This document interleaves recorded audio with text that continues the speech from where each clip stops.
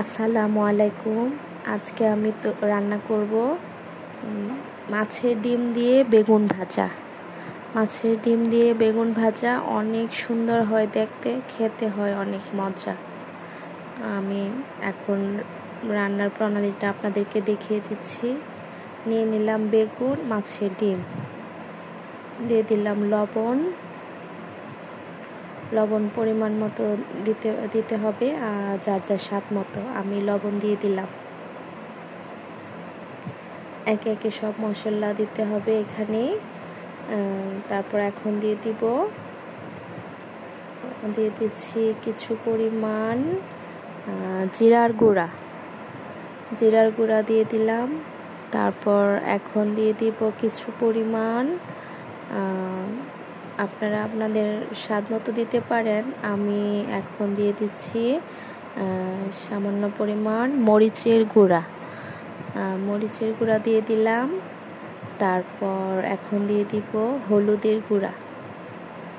এখন মরিচের গুঁড়া যতটুকু দিয়েছি, এটা যার যার ঝাল যতটুকু খেতে পারেন এভাবে দিবেন।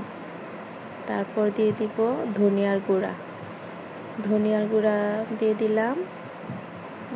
এখন দিয়ে দিব সামান্য পরিমাণ হলুদের গুঁড়া। সবগুলো শুকনো মশলা দিয়ে এখানে একসাথে রেখে দিলাম। তারপর এখন কড়াইয়ে কিছু পরিমাণ পেঁয়াজ তেলের মধ্যে ব্রাউন কালার করে ভেজে নিচ্ছি।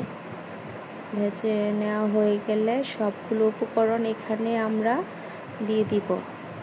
দিয়ে কিছুক্ষণ নেড়ে চেড়ে নিলে চুলাটা লো ফ্লেমে রেখে 15 থেকে 20 মিনিট ভাজতে হবে। লাল লাল একটা কালার চলে আসবে। যখন কালারটা এরকম লাল লাল হয়ে যাবে, তখন সামান্য পরিমাণ ধনিয়া পাতা উপর দিয়ে ছিটিয়ে দিয়ে কিছুক্ষণ 2 মিনিটের মতো বসায় রাখলেই হবে। তারপর এরকম একটা সুন্দর ফ্লেভার আসবে। হয়ে গেল মাছের ডিম দিয়ে বেগুন ভাজা।